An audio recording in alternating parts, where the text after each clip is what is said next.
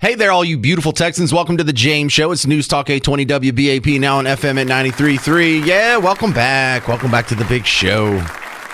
Well, let's keep watching this wounded animal limp along that we call Election 2024.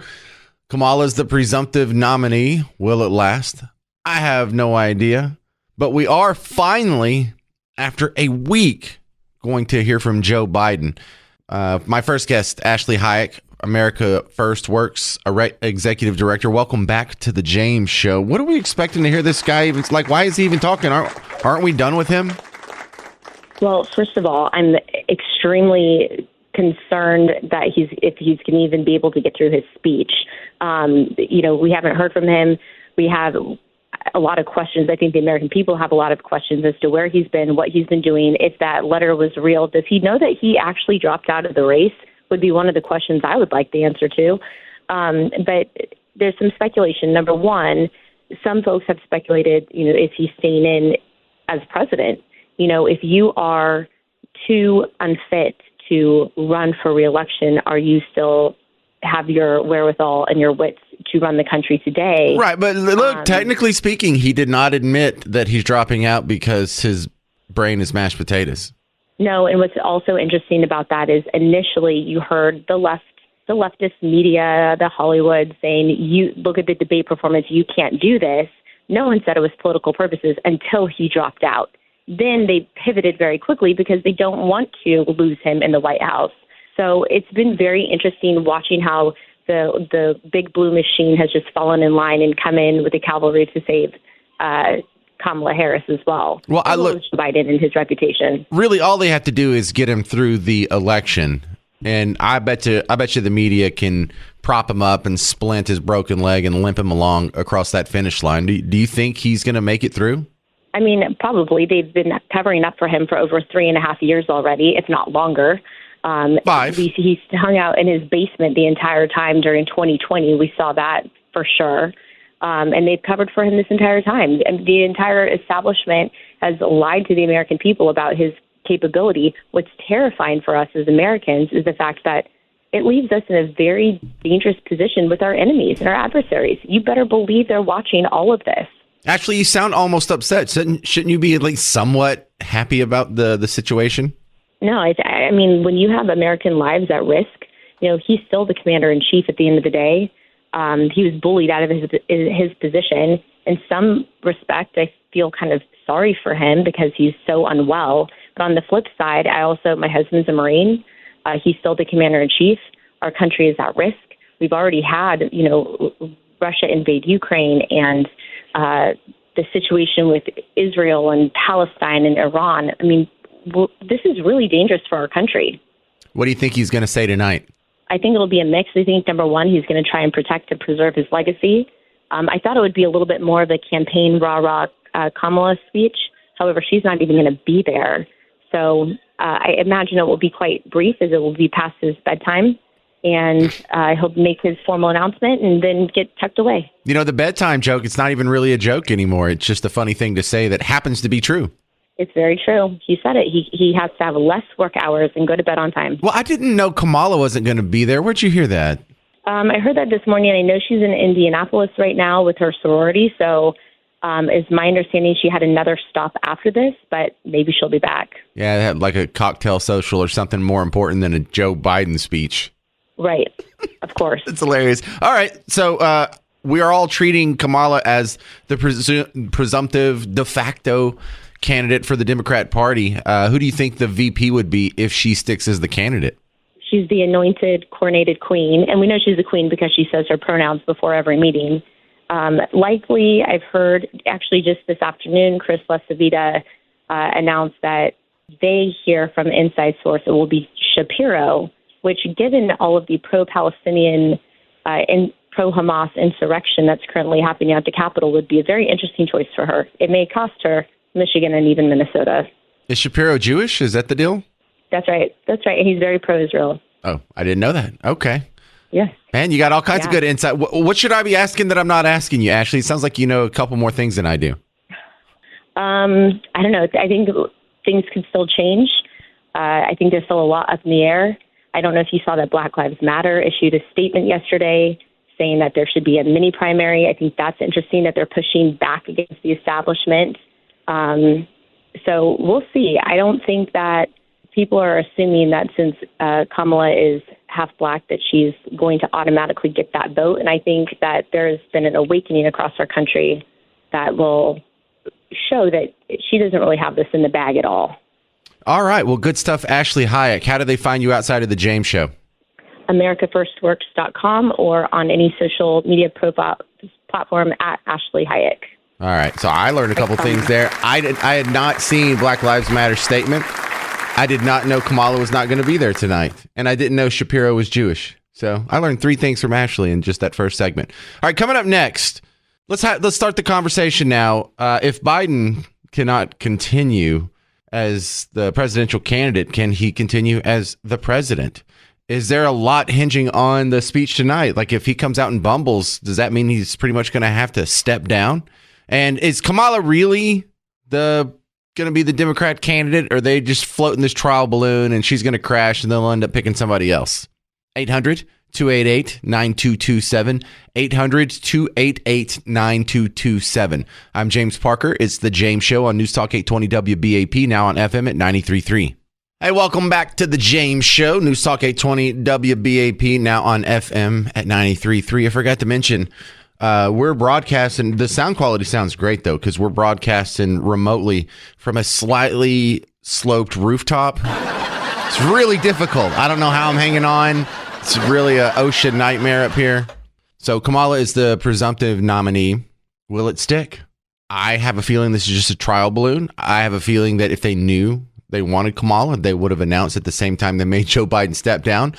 But they're making him step down, and now we're in this political purgatory to where, people lie to pollsters and people change their minds from day to day, depending on the situation, on how they feel about people to pollsters. Kamala's been polling terribly. Will she still poll as bad when she is no longer Kamala, the annoying vice president lady that was just put there to check some boxes? Or now that she is the last team blue standing between Trump and eternal, authoritarian Christo-fascism, whatever this scary picture they have in their head. Will she poll different? Right now, these polls are being taken. Right now, there are dudes on the phone talking to people right now, getting their responses and cranking it through an algorithm. I imagine by tomorrow or Friday, they'll have a healthy gathering of enough polls to go along with Biden's performance in the speech tonight, and they'll have a better idea what they're going to go do going forward. Will it be Kamala? Does she pass her audition? She's on the clock, but if not her, who? Great. Thousands of times we've asked that question. We still don't have a good answer. And they're fighting a different battle. They didn't want to be fighting this battle right now. They were hoping right now the talk would be about Donald Trump being convicted in like his 4th case. Well, all the court cases have gone away. He had 34 felonies stuck, but we're not really talking about that. I mean, maybe it does deserve more of a conversation, but the conversation has definitely shifted to first Joe Biden's mental decline, and then now Kamala's ability to take over. 800-288-9227. What do you think? Steve and Denton, you're first up on the James Show on WBAP. What do you think? Steve and Denton. No? What's going on with that one, Garrett? All right, I'll put him back on hold. Maybe he just went to the bathroom or something. All right, so on top of that, we also have the Secret Service. What a total mess this is turning out to be. The more we learn about this shooting, the more questions we have. And usually at this point, now we have gone through a couple of weeks to digest this. And the basics are still the same. There was some dude that took a shot at Trump. He turned his head at the last second. It clipped his ear, so he's going to live. There were some other tragic people who ended up being victims worse than Trump. But now we're learning there was a drone involved. And the guy that ended up shooting at Trump and getting himself killed, a couple hours before the Trump rally in Butler, Pennsylvania, he was flying a drone nearby for 11 minutes. Yeah, there's a lot of weird stuff going on. And of course, look, there's no hurry. We don't have to get to the bottom of this in a week or two, but let's not let this fall by the wayside. Let's not let this go away. Because now we're also learning it wasn't just some kid who crawled up on top of a shed with a gun. There were now 3 explosives, 2 in his car, 1 back in his apartment. Remote detonators. So we have a guy he's 20 years old, no accomplishments. He has a drone. He has the ability to make 3 explosive devices with remote detonators. He's got a rangefinder scope on a gun, using encrypted messaging apps to have encrypted overseas bank accounts. 3 of them? The hell's really going on? I don't know. I know where we're starting, though. We're going to start with a Kamala flashback here. When people say that Kamala's annoying or Kamala's speech pattern bothers them or she's just generally unliked, I can't really nail down why. I don't know where in her policy positions she irks people the wrong way. And in her personality, she does a couple things and it really shouldn't matter that much. So what if you have an annoying laugh? So what if you do that nervous laugh thing to cover when someone asks you a difficult question? I grew up with friends who did that. And then the other thing she does is the word salad. Well, a lot of people do the word salad. Hello, Rick and Talk Radio. I know all about word salad. But is it really just this? Like, how can this speech pattern and this behavior turn people off so bad? The whole "today is today" clip is sort of a good example of that. Today is today. And yesterday was today yesterday. Tomorrow will be today tomorrow. So live today, so the future today will be as the past today, as it is tomorrow. Is that why? 800-288-9227. Let's try the phones again. Tyler in Fort Worth, you're on the James Show on WBAP. What do you think? Well, today is a glorious day because we have a goofball running for president now instead of inebriated like old man.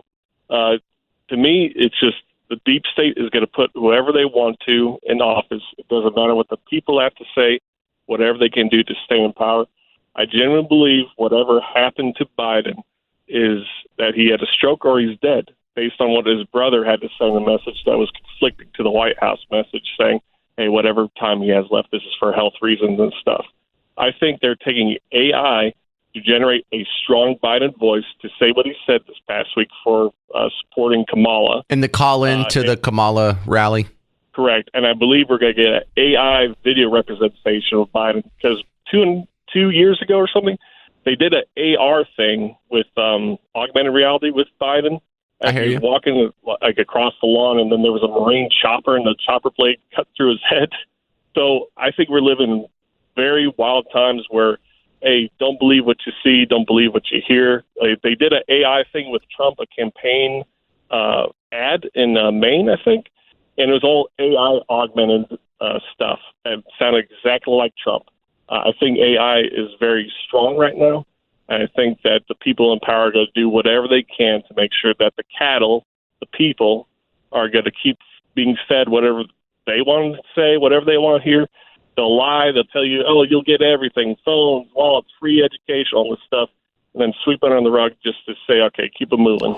Right, and that's something we've been watching on the James Show is how much better they're getting at AI. Like I was playing just yesterday an AI version of Biden where he is supposedly resigns. Now, obviously, this isn't something he said because he's talking really foul, but it's starting to sound really like him, and it's getting hard to distinguish the two.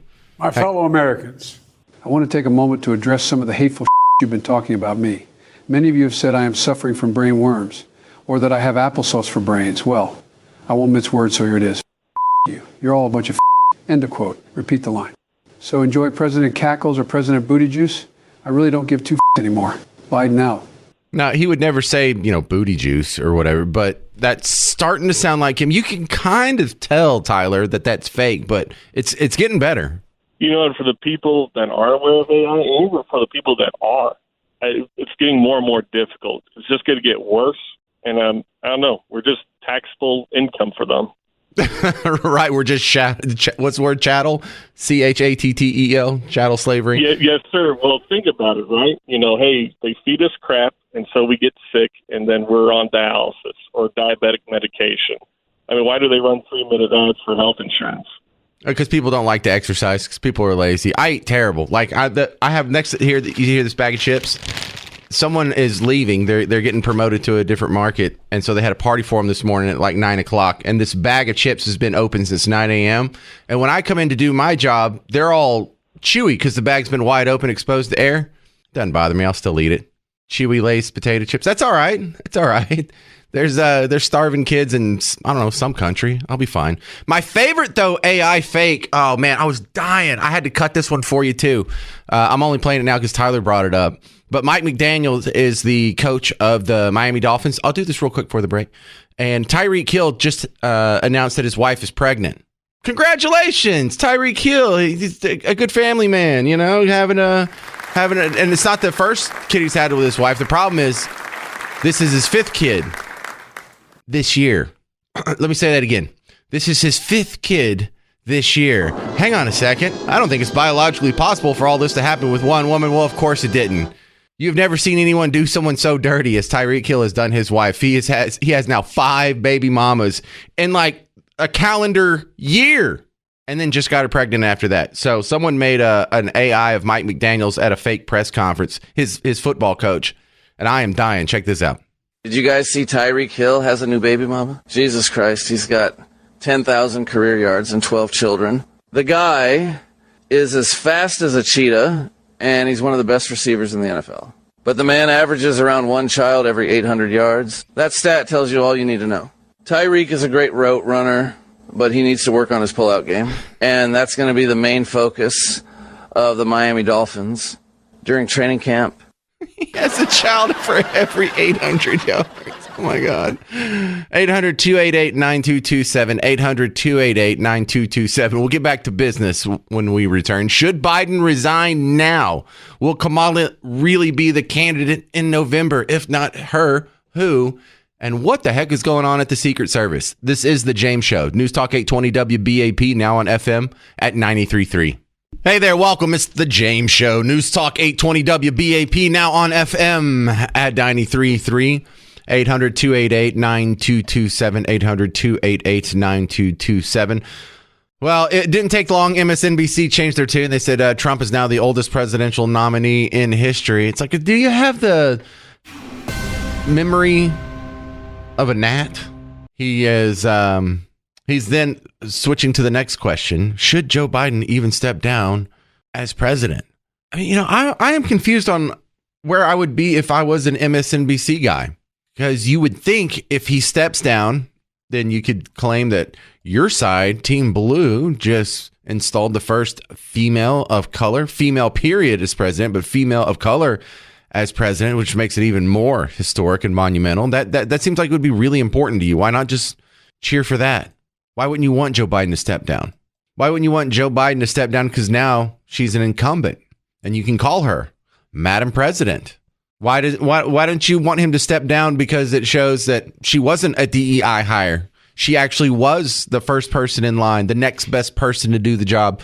Should Joe Biden not be able to do it? You know, she'd be like the first runner up at Miss America. It would kill that argument, and rightfully so. Because look, if they're not doing that, and if they're not treating her like she's the next best one for the job, then that kind of makes the DEI criticism a little more sticky, doesn't it? But Team Red, Republicans, I don't think you want that. I don't think you want Joe Biden stepping down as president. You don't want Kamala to be the president and to be called Madam President and get the, you know, the air, the honor, the glory, the prestige of being president. You know, it'd be historic. We'd be inundated with, this historic moment, history-making moment. This is so historic. This is so great for America. Isn't this awesome? Look, it's only 5 months left. We can take the human Roomba. You don't want to distract from the race you got now. You don't want to harden the Democrats in a defensive effort. You're already in a winning position. Don't change anything. 800-288-9227. Let's ask Don in Carrollton. You're on WBAP. What do you think, Don? Thank you. Well, you know, Dems are painting themselves in the corner on this one. Let me give a spoiler alert, not a prediction, but a spoiler. Okay. When Trump blows out Harris on a debate, where do they go? Where do the Dems go? Yeah, so I thought maybe we would see, especially in this first week, the offer of a Trump-Kamala Harris debate, and they need to get it done before the convention, because you have a feeling like any last semblance of a democratic process or people's input outside of the party elites, the backstop would have to be the convention, which is just in like three weeks. So I was thinking maybe they would try and schedule a debate so that they could do the tester round just like they did with Biden in June. Well, they set Biden up for that. They said, we can get rid of him this way. He's going to fail. Well, it turned out it was the right thing to do. He exposed himself. It gave him an out. In hindsight, that was smart of the Democrats to force him into that. But you said something a little bit ago about Harris being the incumbent. She's the incompetent. I see what has she done? Right. Other than ruin San Francisco.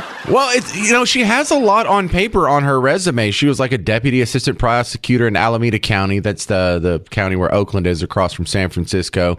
She was put to head to some commissions. Those are all suspect with the asterisk next to them because she was appointed by the 60-year-old guy she was having an affair with when she was 29.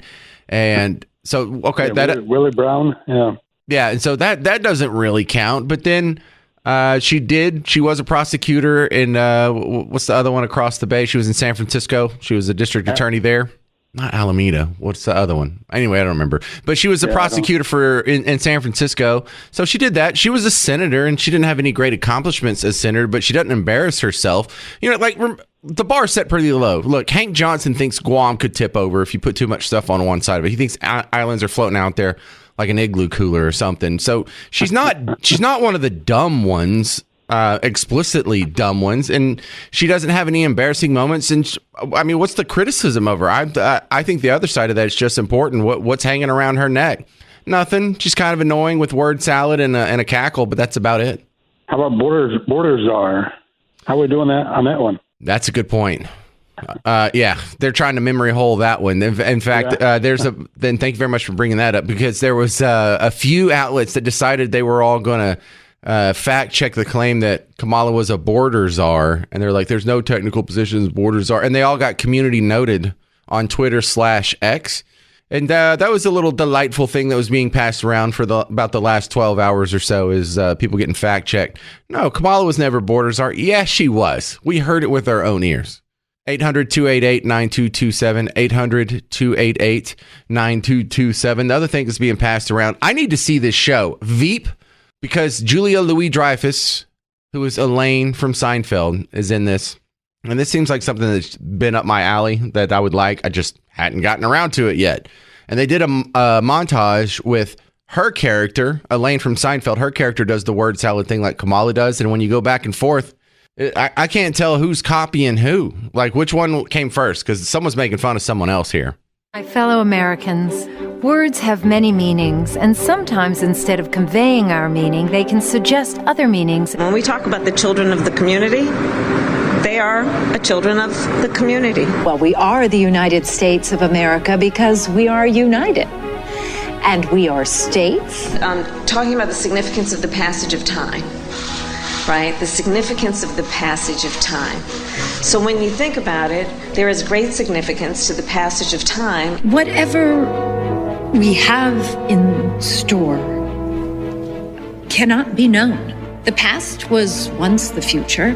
The future is, I should say, unknown. We got to take this stuff seriously as you are, because you have been forced to have to take it seriously. Obesity is a serious disease, and it needs to be taken seriously. You need to get to go and need to be able to get where you need to go to do the work and get home. I hope that clarifies the issue, and this can be the last word on those words. Certain issues are just settled. Clearly we're not. No, that's right, and that's why I do believe that we are living, sadly, in real unsettled times. Coming up next, we're going to talk to the host of the Making Sense Parenting podcast and explain some slang that Gen Alpha's using these days. That's coming up on The James Show, News Talk 820 WBAP, now on FM at 93.3. Welcome back to The James Show, News Talk 820 WBAP, now on FM at 93.3. I don't know what's going to happen next. I can guess. I have, my leanings, but we are so far into uncharted territory. Like, we're not just off the map. We're off, like, the paper, and we're off the table that the map is sitting on. at this point? Your guess is as good as mine. 800-288-9227. Should Joe Biden drop out? Will Kamala be the candidate? If not her, who will it be? If it is her, who will be the VP? Does it even matter if she's just going to get blown out of the water either way? Kevin and Temple, you're on WBAP. What do you think, Kevin? Yes, I think Joe Biden should stay in this throughout his whole term, because if she gets in, she's more likely to have better votes for being the incumbent, and then they could actually create more war. I mean, everybody would say, we don't want to make any changes because we don't want to disturb anything right now because we got all this, international crap going on in wartime. Now, do you say this from Team Red or Team Blue? Team Trump, all the way. Okay. Yeah, and so why do you think the Republicans are pushing this so hard, the guys that introduced it in the House? Because they know it won't go anywhere, or because they really think that's what's best? I don't think they should push it at all. I think Biden should stay in there all the way through and stop the chaos with that crap, because if she gets in, that's just one more notch that she's got up on the ladder. Do you think it's going to be her as the candidate? I think so, yes. Who would be her VP, or does it matter? Gavin Newsom or some other candidate from California, because we've got California all the way, and they're the most communist of our entire nation. Yeah, but okay. Yeah, we've already talked about the you can't double up from California, but I bet you could. They'll figure out a way to get around that, them both being from the same state. What is that, the 12th Amendment thing? Plus the President Trump shooting. I just wonder about that too. They make it's so convenient to find a 20-year-old kid on the rooftop, and all the elite Secret Service missed everything. I don't think so. I think it was all a setup. I mean, it could be a setup, but I'm hesitant to assign malice where negligence or buffoonery would substitute better. And when you saw who was on his detail, they didn't have the A-team around him that day. And I hear, I can't look for like the third show in a row. I'm going to say Dan Bongino's show that comes on before mine. He was in the Secret Service, so he knows. So when they had the testimony, like how big was the detail around Trump? Well, we can't go into specifics. And Dan goes, no, but we can go look at the video and we can count. And for the number I've counted, I was on not me, but Dan Bongino saying this. He says, I was on a detail because Jenna Bush had to go to like a college friend's wedding in Germany. And so we had to accompany her, just to accompany one of the Bush daughters while her dad was president, to a safe place, an allied country, Germany, not exactly hostile territory. They had a bigger Secret Service detail on her. Dan Bongino was part of that crew than they had on Trump the day he was shot. That's what I mean. The lax of security and stuff on President Trump was a setup. It allowed an opening for all of that. Plus, I just don't think that kid acted alone. I think something was up with that. And if you look back on that 2018 midterm election, where is that pipe bomber? All the fresh Trump stickers all over the place. That was a setup too, I believe. Well, the January 6th pipe bombers, the two pipe bombs. Whatever happened to that? No one? Nothing? That all went away too? A lot of suspicious stuff, and usually I tell conspiracy theorists, not on my show, but we're way past that now. Y'all keep throwing out the ideas. One of y'all's got to be right, because the official story's not.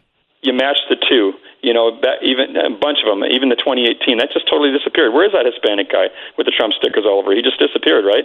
He fit their bill, and he just disappeared. And then they use the media going, oh, President Trump cites violence. See, he's got this guy, But yeah, I know about the conspiracy. I'm sorry about that, but just well, and then look, going. Here's what makes it worse.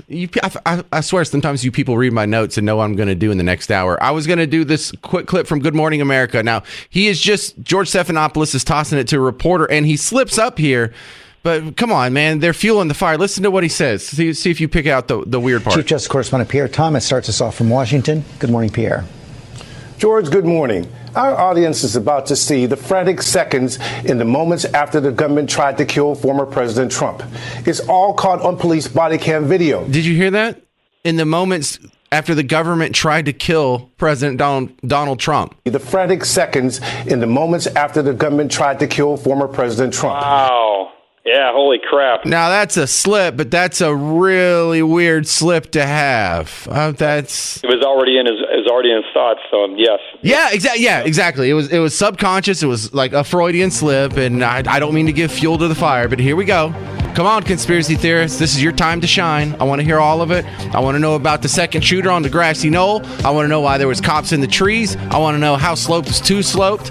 And we'll turn this into Art Bell for a second, if that's what it takes. We'll get to the bottom of this. All right, that's enough of that. 800-288-9227 if you want to be a part of the show. We're going to talk to a member of the RNC, Tommy Pidgeot, coming up next on The James Show. News Talk 820 WBAP, now on FM at 93.3. Hey there, all you beautiful Texans. Welcome back to The James Show. It's News Talk 820 WBAP, now on FM at 93.3. Yeah, let's go. Let's keep it going. Yeah, so drones are making the news. We're learning from the congressional hearings that the shooter of Donald Trump's right ear was having a little fun with the drone just a few minutes, a couple hours before the shooting happened. He took an 11-minute flight, oddly specific that they know the exact number of minutes of the flight. And then also on the other side of the planet, the Canadian women's soccer team is in trouble for flying a drone over New Zealand's practice, and they're stealing. Oh my goodness, they're cheating at the Women's World Cup. Ladies, please. And on top of that, all kinds of chicanery going on the Democrat side of the aisle right now. To help break some of it down, our friend back from the RNC, Tommy Pidgeot's back on the show. And look, right now, everyone's acting like Kamala is the nominee, but she may not stick this landing. Like, she may not pass her audition, Tommy. Do you think she's going to be the candidate in November? Look, it's hard to tell given the Democrat disarray on their side of the aisle. It certainly seems like, as you said, that she has the momentum in terms of the Democrat side of the aisle and making this happen for being their nominee. I do think it's ironic that the one group of people on the Democrat side of the aisle who's not having a say in who their nominee is are Democrat primary voters. They just completely threw out 14 million Democrat primary votes. We're waiting on the cues of a couple main Democrats. So the party, the self-proclaimed party of democracy, is sure showing that they actually don't believe in what they're selling to the public. Yes, Tommy, this is how we save democracy. We throw out the results of 50 elections, or technically 47 elections, and just install the guy at the donor's request. Yeah, I mean, it's also ironic that, we're waiting for the word of a few people. The last few conversations and reports I've heard is they're waiting on who Barack Obama is going to endorse in order to decide who their nominee is going to be. Still waiting on that, but it is ironic that, the party of democracy, the self-proclaimed party of democracy, is anything but that, and they're waiting for the words of literally a handful of people to decide the fate of the rest of the party for them. It shows that they're never really interested in actually empowering the voices of working men and women of this country. They're only interested in retaining power, and they're willing to do really anything to keep power. If it does end up being Kamala Harris, who do you think the VP will be, or does it even matter, Tommy? Ultimately, I don't think it really changes much. We've heard some rumors in terms of maybe the governor in Pennsylvania, maybe Whitmer in Michigan. I mean, people keep on going back and forth on who it might be. Ultimately, though, this is going to be Kamala Harris's, if she is the nominee, record that she needs to defend. And it's the same record as Joe Biden. She wasn't just there by his side during this administration. She was an active participant in making sure the worst parts of Biden's agenda actually came to fruition. She was the deciding vote that passed the Inflation Reduction Act, which was a scam bill, did anything but produce inflation, which raised taxes on middle-class families. She was the deciding vote on the American Rescue Plan, which, again, was falsely named, and all it did was actually fuel inflation. She was the border czar during the worst border crisis in U.S. history. So she was right there. She wasn't just by his side in the room next to Biden, kind of just working away while Biden was doing stuff. No, she was there making sure that all of the worst parts of Biden's agenda actually came to pass. And so the inflation we're seeing, the border crisis we're seeing, Kamala Harris is responsible for those. Well, Tommy, right now on MSNBC, the caption says Trump, his allies, and right-wing media attack Kamala Harris based on her race, gender. Now, you just went through a laundry list of actionable items, policy positions, and real-world failures. Didn't mention her race or her gender. Ultimately, it's about her record. I think what the left's trying to do is divide America. The left's also trying to talk about anything but her record, because her record is a failure. Her record is a disaster. And the problem that the left's ultimately going to have here with Kamala Harris is if you go back to when she was running for president in 2020, she took positions that were even farther to the left of Joe Biden on a lot of these issues. It would make the crisis we're seeing even worse. She wants to decriminalize illegal border crossings. She wants to abolish ICE. She wants to spend even more money. She wants to pass the Socialist Green New Deal and eliminate the filibuster to do it, which would see the largest tax increases on the middle class we've seen ever, while at the same time sending energy prices skyrocketing. So I think the left's going to do everything they can to try to distract and divide Americans. That's what they have done. We're going to stay focused on her record because her record is terrible for the working men and women of this country. Well, Tommy, you're speaking on behalf of the RNC. Is there any Democrat who would escape similar criticism, or is this the same thing you'd say about whoever they nominated, no matter who the person is? Well, I think Kamala Harris specifically has to answer for the fact that she was the deciding vote as vice president for a lot of these bills that raised taxes on the middle class, send inflation sky high. I do think a lot of Democrats they are talking about do have a similar problem in the sense that they fully embrace Biden's agenda.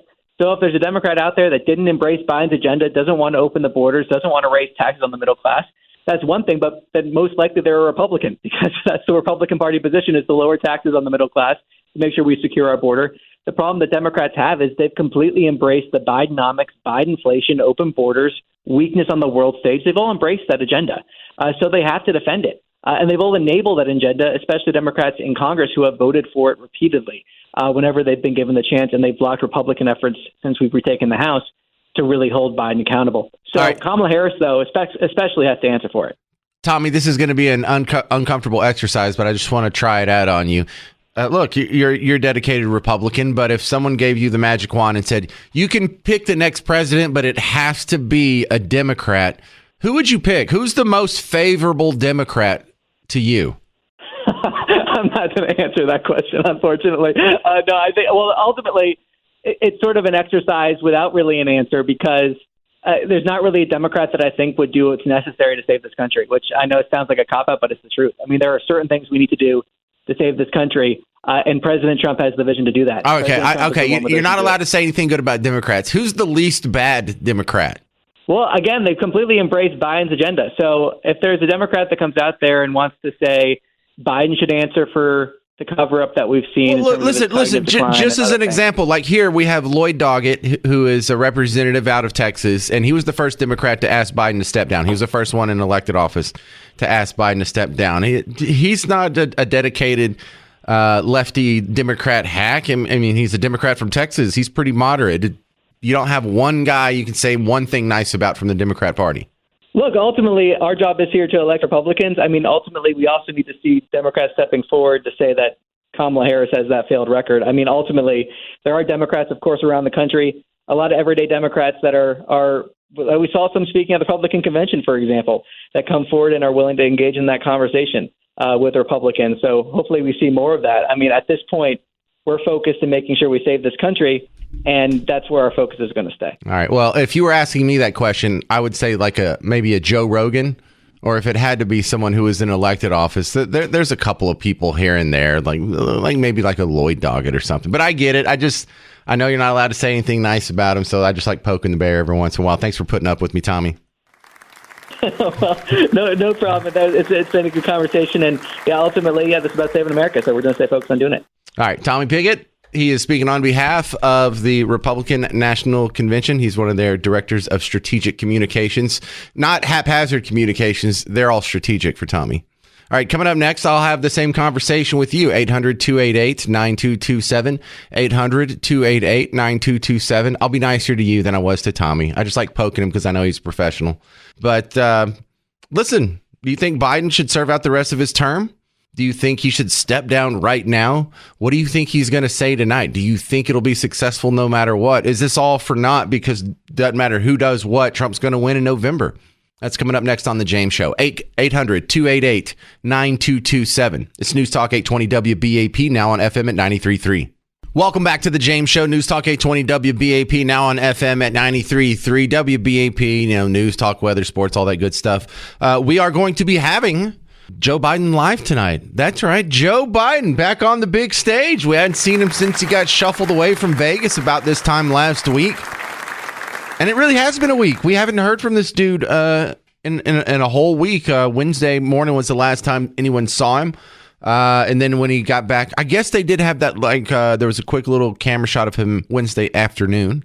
So this will be really the first time since then, except for another quick shuffle from the SUV to the airplane in Delaware again earlier this week. So we haven't heard from him in a week. That's weird.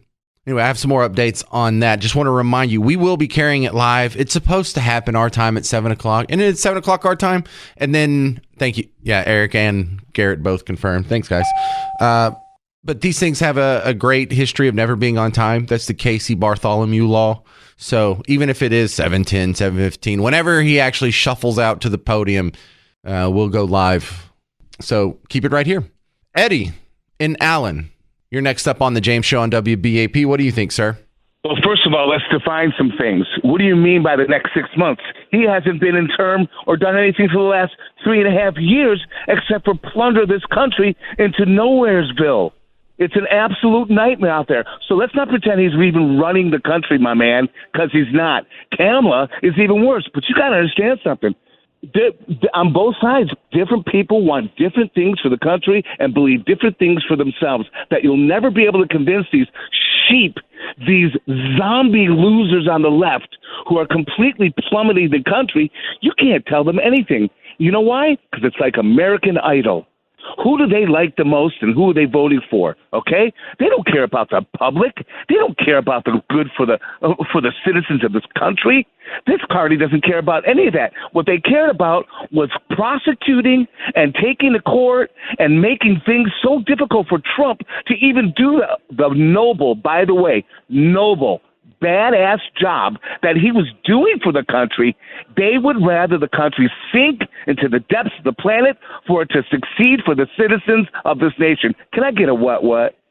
Well, I mean, some of them, I don't want to beat them all up because half of them are going to convert to Team Red over the next 20 years. I mean, that's the natural political evolution. So we don't need to destroy them. We need to be a little more nice, a little more receptive, a little more about converting, more so than condemning. And I think that would speed up the process in a good way.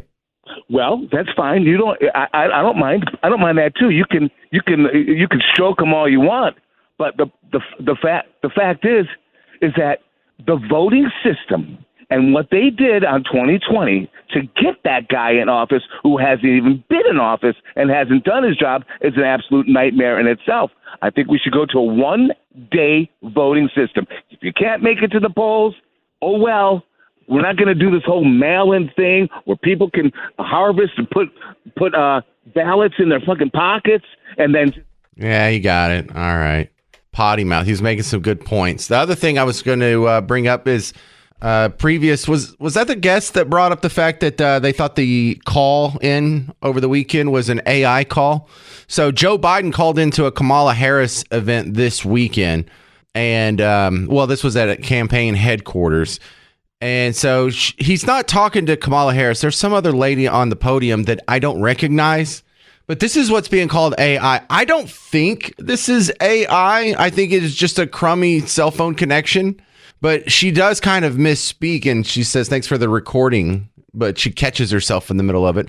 But I just want you to hear it, just so you know what I was talking about with a previous caller. Mr. President, thank you for calling in today. Over to you.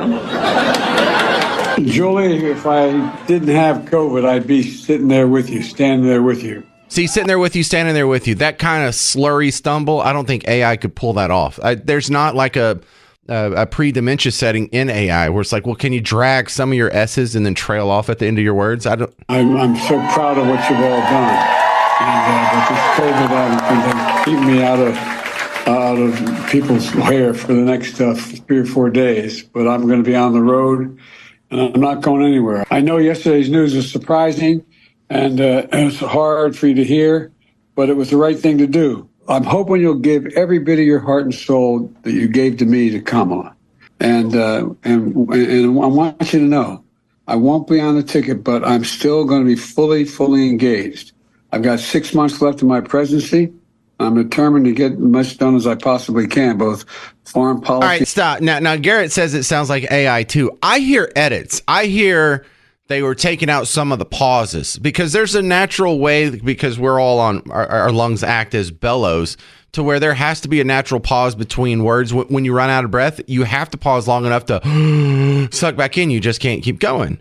And so I heard one of those cuts, and then he is on a cell phone and he's talking over speakers and someone's recording it, not a direct feed, but there's all kinds of reverb and bouncing off in this room, and there's background noise and stuff, but I'm not hearing the AI part.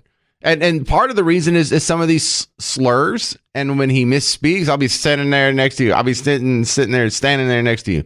Can AI do that? Anyway, let's do that part again. 3 or 4 days, but I'm going to be on the road, and I'm not going anywhere. I know yesterday's news was surprising. Right there was a cut. And it was hard for you to hear, but it was the right thing to do. I'm hoping you'll give every bit of your heart and soul that you gave to me to Kamala. And see I don't think AI can do that. Let me back it up like 4 seconds. Here, listen to that. That you gave to me to Kamala, and I want you to know.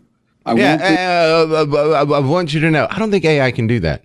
I think that's kind of proof that this really is a dude stumbling through it. I think they recorded it and they edited it. They definitely edited it. I can hear that part.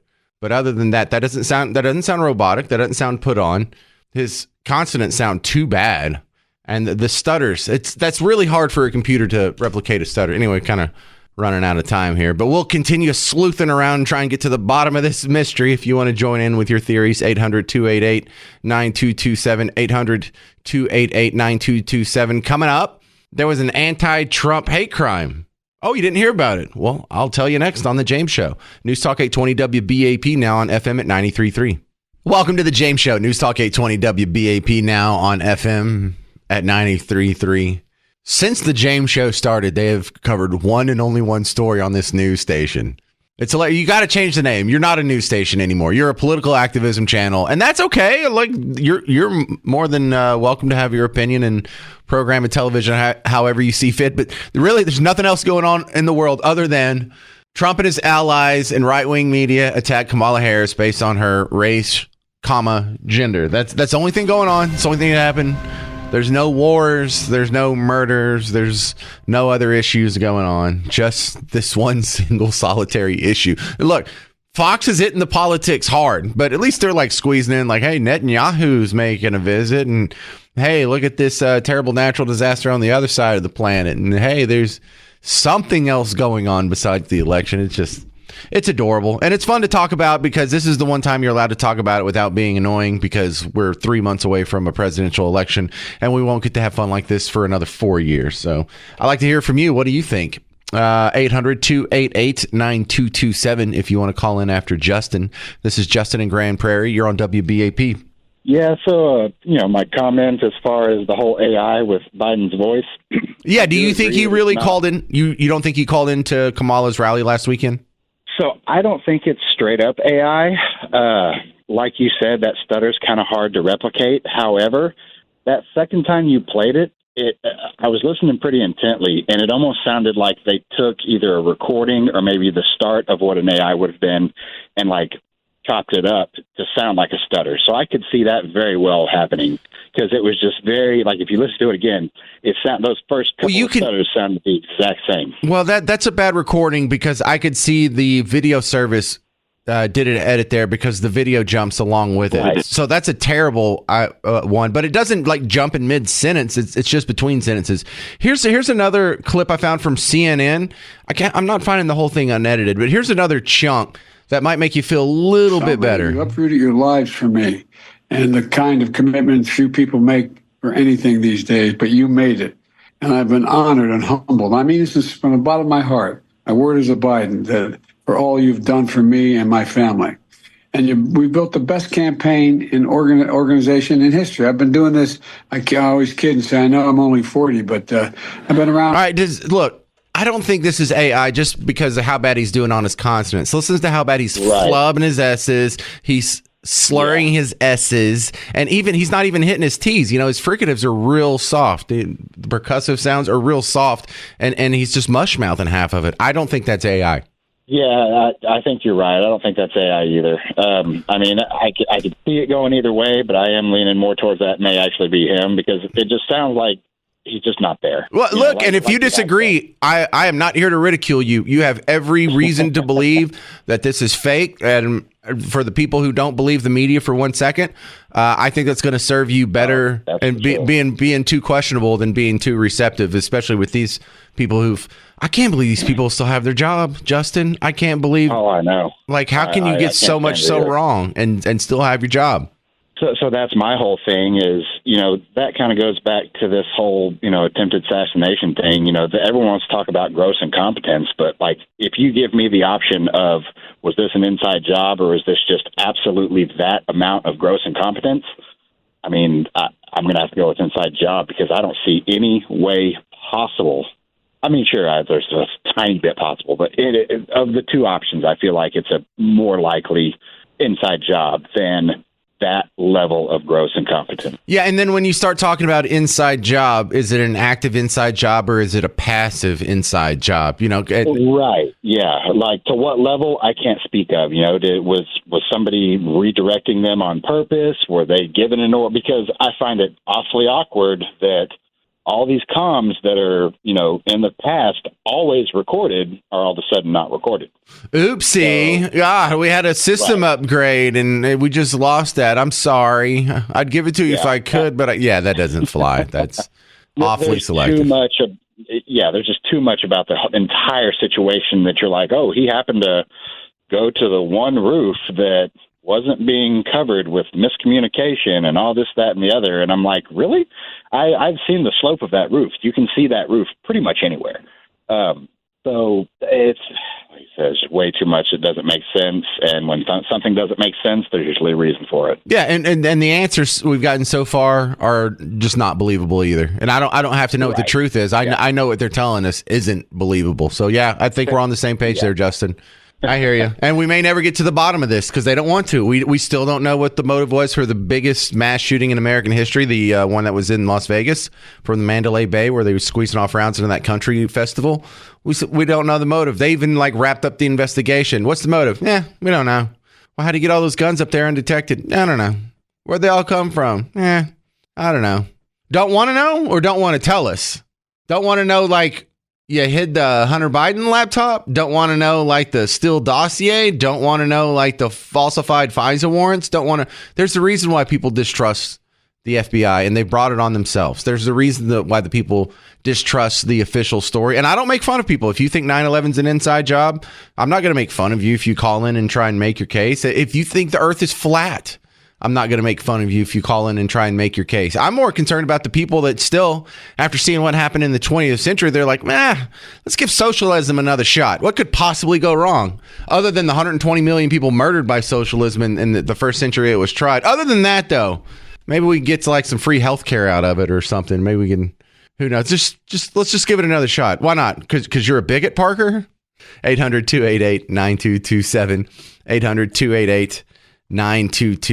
Coming up next, we're going to talk to an oil and gas expert and find out what's going on about Joe Biden's exit and its effect on your gas prices. That's coming up on The James Show. News Talk 820 WBAP, now on FM at 93.3.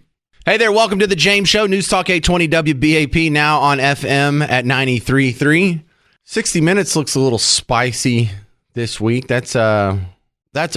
60 Minutes is usually kind of buttoned up and proper, and they don't make fun of lowbrow memes, but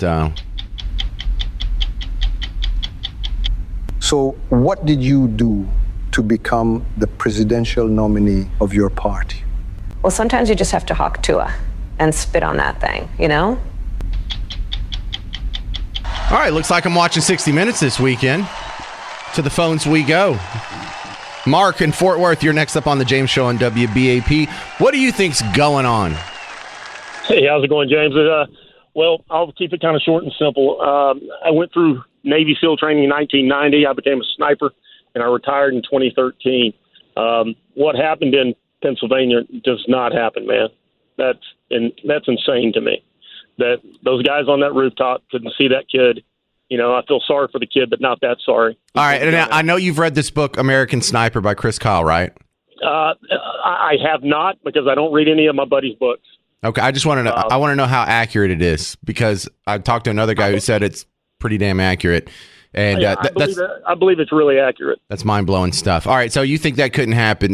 Dan Bongino, the guy who has more experience in such things than me, he thinks that the guy was able to get up there and set up and not be taken out for so long because the feds thought it was the local guy and the local guys thought it was a Fed, and they thought he was supposed to be up there, and everyone saw him. Well, I've got a couple of Secret Service buddies, and they're like, they don't wait when a guy has a gun. They take care of the problem. But they don't have like some Yahoo from Bunny Chip, Nebraska that decides they're going to set up a gun on some other rooftop, and you got to make sure you're not taking out a friendly guy before you do that. Yeah, but they would know. They would know. I mean, unless there was some kind of confusion. But it went on. I think that's it. I think the communication was just that bad because we had like the B team in for the B team on that. And thank you very much for calling in. An actual sniper. That's super cool. Well, following a sniper is our friend Jay Young. Because, look, one of the questions is how badly will Joe Biden's exit have an effect on prices at the pump? Well, I guess that's assuming they go up. Maybe it'll be good for it. Jay Young, you're an oil and gas expert. Do you think Joe Biden stepping down will have any effect on the price of gas? Well, near term, no. It's going to stay the same. It's been around $3 here lately. Going into the election, man, you never know. I mean, the Democrats have, the strategic reserves right now. They could drain our entire strategic reserve and bring prices down. I think they like it when you go to the poll to vote and you stop by and get some gasoline and you pay less. You pay less at the pump and you're going, hey, I like this, and I'll just go to the polls and vote Democrats, as I don't have to pay as much at the pump. Yeah, long term, there's going to be a lot of problems. There's going to be a lot of challenges in regards to what's going to happen to the price of oil and the price of gasoline in the future. Big difference.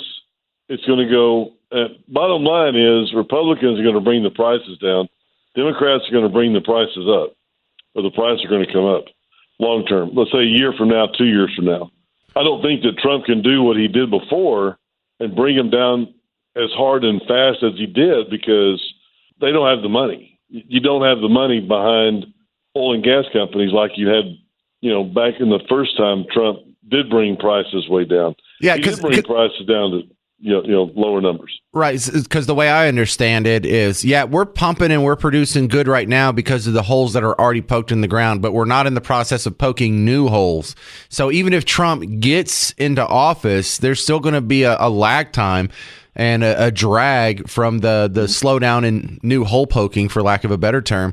And we may get a jump in gas prices whether Trump gets elected or not. Yeah, exactly. You're exactly right. And two, you have Democrats, and Harris is from obviously California. She, I don't say tree hugger, because I mean those people are they do not like oil and gas. They'll do anything they can. That's what's long term about oil and gas and how many different places can you drill or not drill. I mean, Trump had his handful of people that own oil and gas companies to Mar-a-Lago a month ago, and he was saying, hey, you guys give me $1 billion for my campaign, and I'll let you drill wherever you want to in the world. I'll make sure of it. Just give me $1 billion. That's incredible. That guy didn't ask. He doesn't just ask for a little bit of money. I mean, he asked for it all, right? Well, I heard that actually reported on CNN like it was a bad thing. Yeah. Well, you're buying votes is what you're doing, and you're putting, and it's like, why is there so many different reasons why company or countries or presidents or why are these under restrictions already?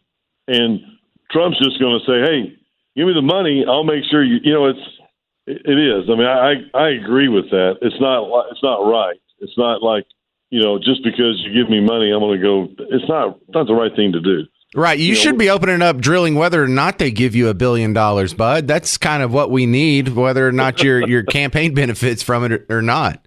Oh, my gosh. Well, talk about federal deficits and talk about, other things. There's a lot of ways that people can spend money besides that. That's pretty crazy.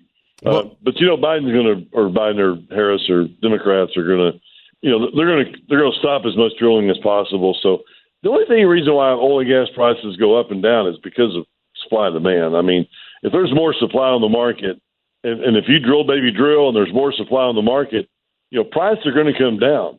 I just don't think they're going to come down as fast as what Trump is saying, because there's a lot of people out there that are still not going to invest in energy. A lot of institutions, a lot of public companies, a lot of different people out there just aren't going to just overnight turn on a spigot and just start the flow of oil, as we need it. Right now, we're producing enough oil in the United States for our refineries. Our problem is institutions, but also refineries. We don't have the refineries necessary for the type of oil that we produce in the United States. We do not have the refineries that fit our oil that we're producing to make the kind of products that we need to on the other end of it. And we need to fix that, which takes a lot of regulations, takes a lot of, it takes a lot of money.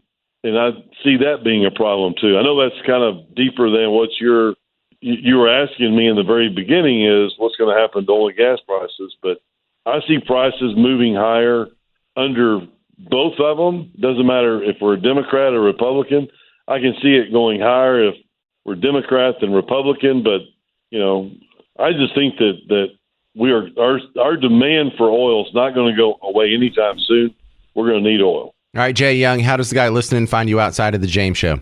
Yeah, jyoung.com or jryoung.com. I wrote a book called The Upside of Oil and Gas Investing, and it's about oil and gas, and it's about how people can participate or not.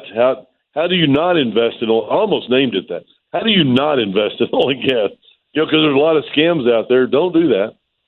Read my book. It's on my website. You can do the audio book on my website. If you punch into the website and put your name in there, I'll send you a free copy of my book. We're in Addison. Come up here and see us. I appreciate that. Good talking to you. Anytime, give me a call back and let's keep in touch. All right, Jay Young. Addison, that's close. Just up the tollway. Yeah. Up. I used to live up there. Some real crummy apartments off Montfort. Not impressive. I think they already tore them down. All right, coming up next on the James Show, when we return, we're going to talk to Terry Schilling from the American Principles Project, because we are coming close to Biden's address tonight. You'll hear it live on WBAP around 7-ish, and we'll give you a preview of what we expect next on the James Show. News Talk 820 WBAP, now on FM at 93.3. Hey there, welcome back to the James Show. News Talk 820 WBAP, now on FM at 93.3. Let's go. Tonight on WBAP, we will continue to document history, just right along with you. We're just walking through it and it's just hitting us in the head. And tonight, you will hear from your president for the first time in a week. He's going to be making some public statements.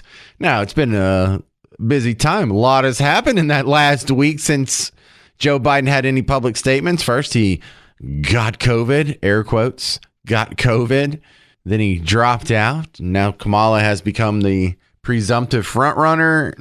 There's been some good fundraising, and I'm interested to see what the old man has to say. How sick is he?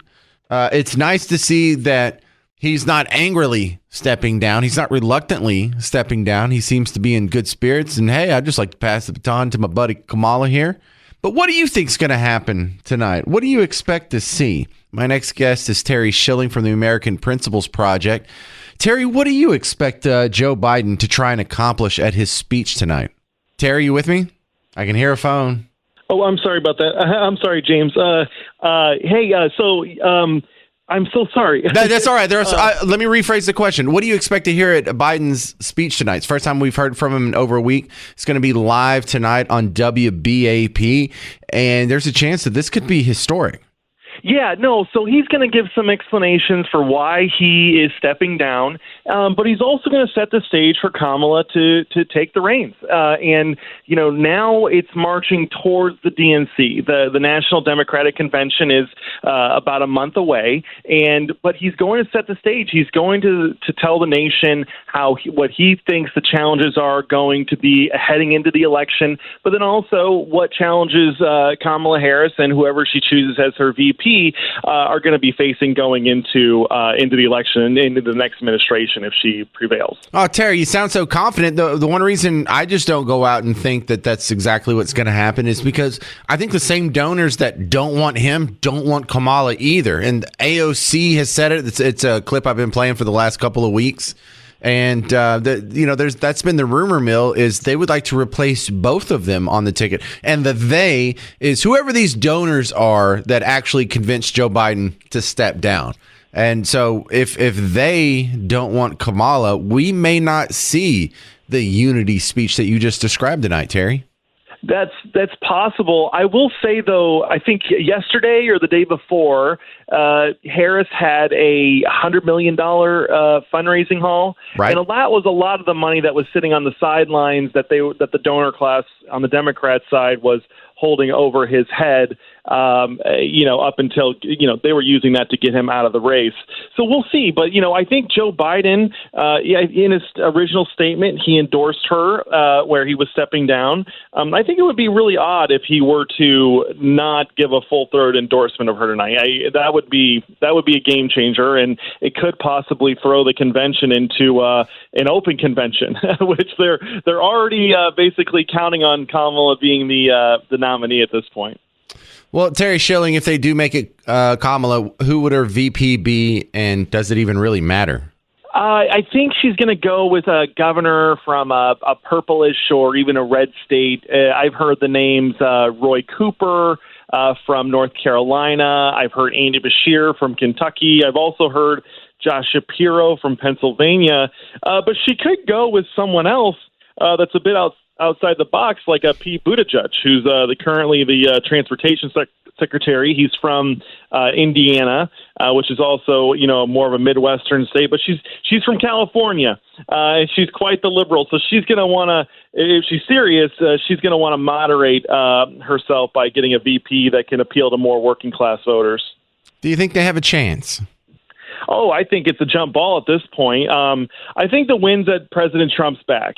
And I say that because I've never seen the Republican Party more unified, right? I think that's the silver lining here with the assassination attempt just a week and a half ago is the Republican Party is going to show up at the polls. They're all on board with President Trump. There's no second guessing now. We know it's at stake. And so it's whether or not the Democrats can rally as much as the Republicans.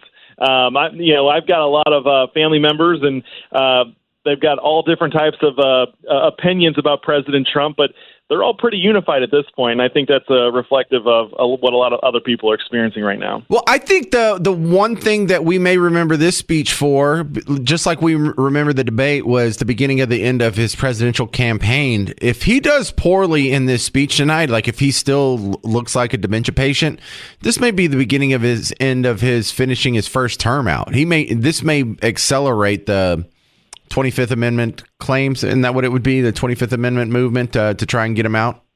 Yeah, that's exactly right. Look, I think that should be on the table right now regardless.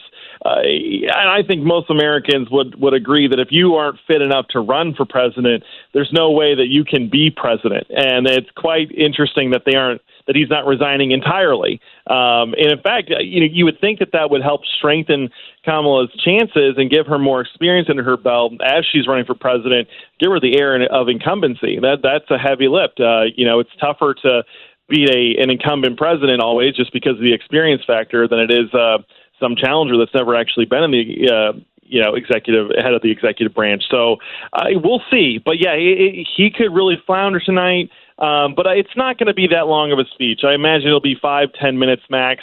But they're going to get him in and then get him out. Right now, they just want to save his administration from further embarrassment. Yeah, and I keep seeing Hunter Biden with him, like when he's getting on a plane or getting out the airport or getting on the SUVs.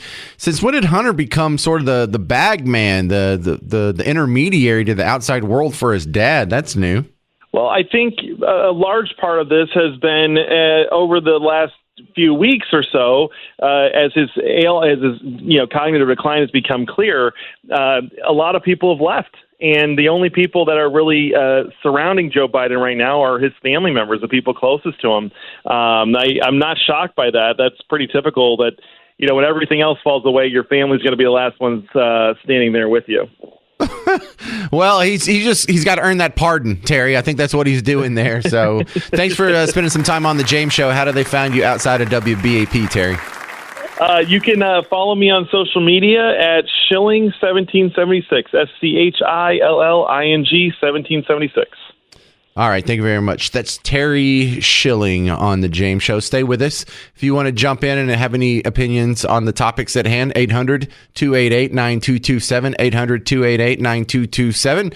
We have a congresswoman calling Kamala a DEI hire, and that's not really that controversial of a statement, but you wouldn't guess by some of the reaction. That's coming up next. News Talk 820 WBAP, now on FM at 93.3.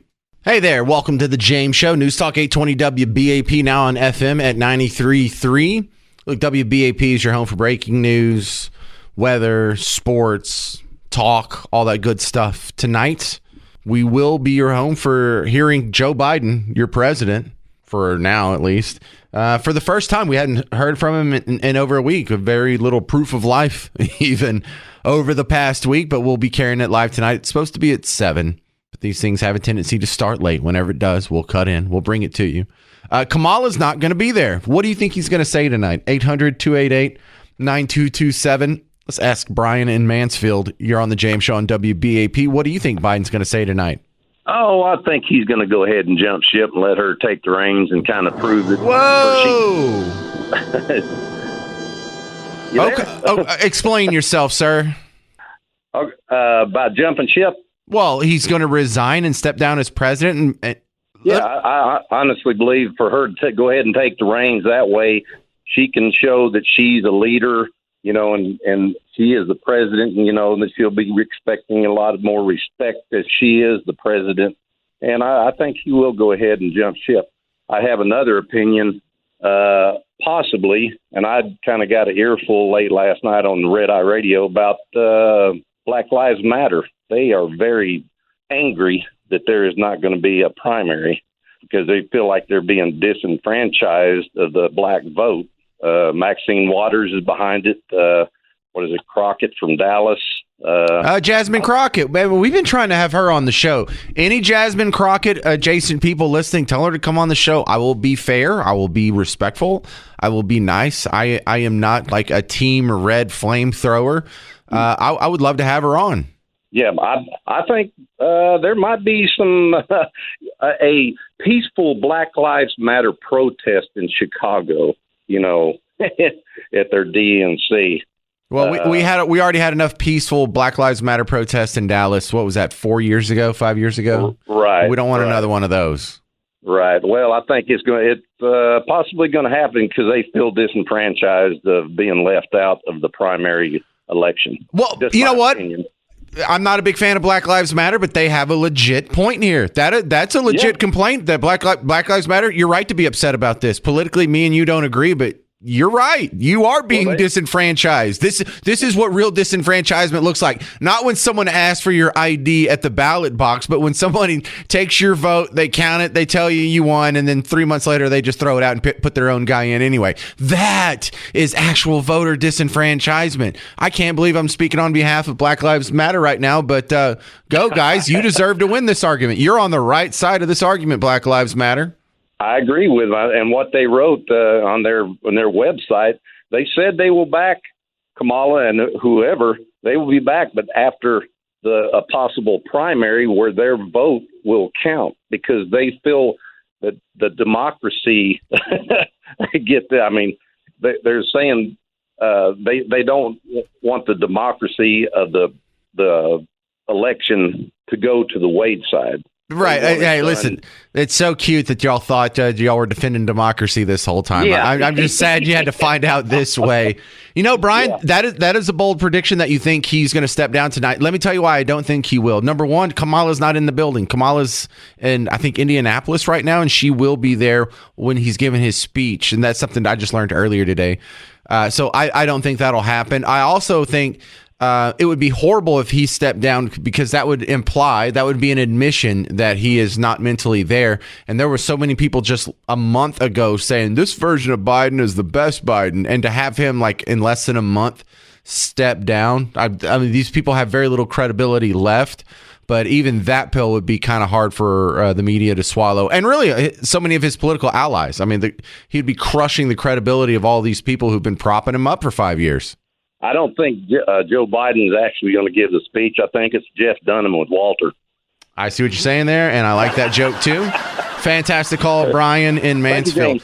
Hey, he gets 6 points. Brian in Mansfield, he's on the board with 6 points. It's our official scorekeeper here. Ann types in from the Facebook feed. She says, no, Biden is only going to tell everyone how great she is and how he is doing this for the party. He has to write it out to pardon his entire family with no political consequence. Ooh, good point, too. I should have said that. If he steps down today, he doesn't get to pardon Hunter tomorrow, unless he did like a gentleman's agreement and says, yeah, I'll step down and make you president. Just pardon my son before the next inauguration, if you don't mind. So maybe, I don't know. I could see it going both ways. I'm leaning that he's not going to drop out. This is going to be a campaign speech for Kamala. He's going to get all pumped full of, I don't know, he's just do a line of Hunter's cocaine bag before he goes out there. He's probably going to speak short. I'm guessing 20 minutes. They'll get him in, they'll get him out. And then he just hopes he can coast for the next 5 months or so. Because look, and really my main concern here is for Hunter Biden's art career. I mean, that's what's really going to take a hit here. If this whole party's over, I don't know. Isn't that going to be the telling piece of evidence next year in 2025? How many people buy a Hunter Biden art painting for $500,000 or $50,000 or $6? Yeah, not going to be a whole lot. And also get ready, because if Kamala's the candidate, we got a good 3 months of just awesome sound bites, stellar, deep sound bites like this. Today is today. And yesterday was today yesterday. Tomorrow will be today tomorrow. So live today. So the future today will be as the past today. Is she drunk? As it is tomorrow. Yeah, I don't know if she's drunk. She's probably about 4 drinks deep in there, which for Parker weekends, that doesn't count as drunk. Just a little relaxed, just a little buzz. That's all. Coming up next, entertainment news with Dallas radio legend Pugs Moran on The James Show. It's News Talk 820 WBAP, now on FM at 93.3. Homeowners, listen up. You've got to get your roof fixed. You don't know who to call. Do not trust something as important as the roof on your house to Google roulette. You don't have time to go through and do an evaluation on all the roofing companies and find out which one's the best, get the rankings and the order and set up. You're going to have to trust somebody somewhere. Well, Paradigm Roofing, they've made that their business. And, the trust is almost in air quotes. Yeah, you can trust them, but they're also going to send a full-time job supervisor to your house to make sure everything's done right. And if you have any questions beyond that, Greg Hiltz, the owner of the company, his phone number is going to be on the bottom of your contract. So there's a trust, but there's also a verify. And look, don't just believe the guy on the radio. Go look at him online, Paradigm Roofing. Look at their over 150 positive Google reviews from real customers. These weren't AI bots. This wasn't some phone farm in Nigeria. These are legit neighbors of yours who trusted Paradigm Roofing and then were happy with the results.